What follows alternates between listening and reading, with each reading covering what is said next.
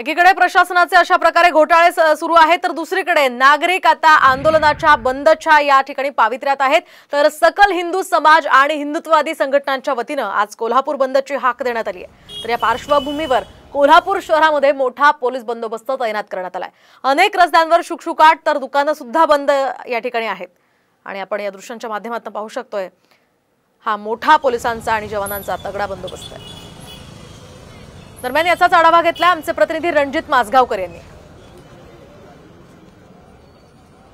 कोल्हापुरामध्ये सकल हिंदू समाज आणि हिंदुत्ववादी संघटनांच्या वतीने आज कोल्हापूर बंदची हाक दिलेली आहे।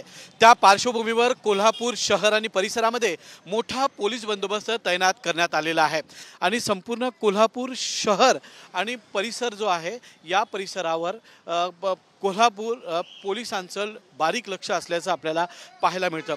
बंद दरम्यान कुठलाही अनुचित प्रकार घडू नये यासाठी जिल्हा पोलीस दल सज्ज झालेला आहे आणि अशा पद्धतीच्या अनेक तुकड्या कोल्हापूर शहरातल्या विविध ठिकाणी तैनात करण्यात आल्याचं आपल्याला पाहायला मिळतं।